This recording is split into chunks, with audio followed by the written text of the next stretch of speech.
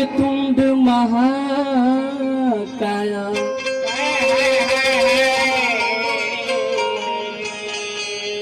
सूर्य कोटि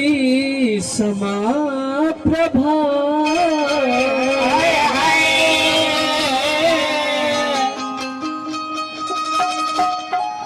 निर्विघ्नं कुरु मे देवा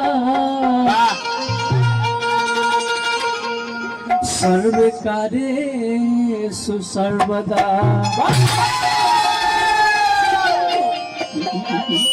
बाबू रे अरे की आज गौरी के ललन के हवा बंदन करीला आज गौरी के ललन के हवा बंदन करीला आई आई बाबा दाऊ अभिनंदन करिला आई आई बाबा दाऊ अभिनंदन करिला आज गौरी के ललन के यहाँ बंदन करिला आज गौरी के ललन के यहाँ बंदन करिला आई आई बाबा दाऊ अभिनंदन करिला आई आई बाबा दाऊ अभिनंदन करिला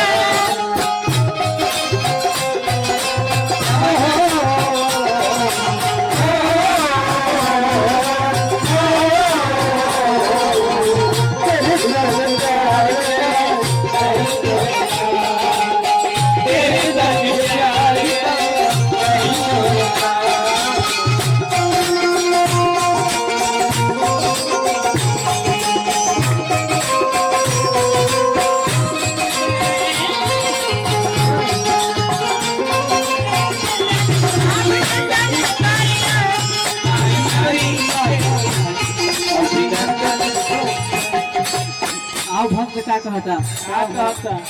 हथिया के सूढ़ पवला मनुष्य के ताना सब देवतन से पहले होखेला पूजा हथिया के सूढ़ पवला मनुष्य के ताना सब देवता से पहले होखेला पूजा हथिया के सूढ़ पवला मनुष्य के ताना सब देवतन से पहले होखेला पूजा हथिया के सूढ़ पवला मनुष्य के ताना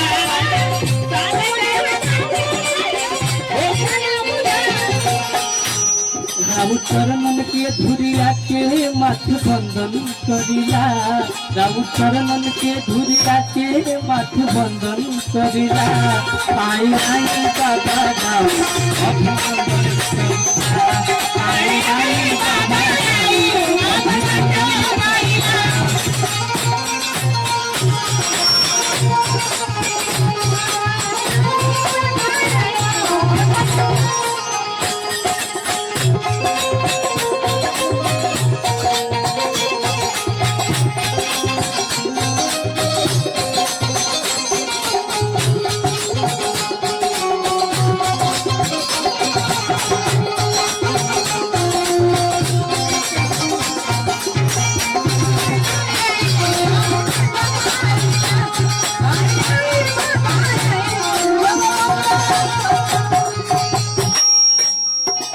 लास्ट भाव में क्या कहता भक्त रजनी सनंद गावे रौरे भजनवा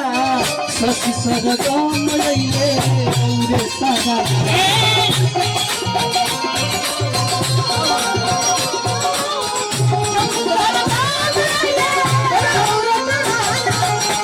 रजनी सनंद गावे रौरे भजनवा प्रेमी कुश राहुल लइले रौरे सजनवा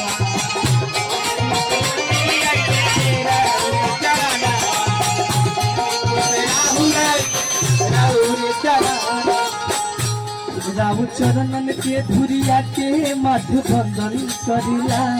राउ चरणन के धुरिया के माथ बंदन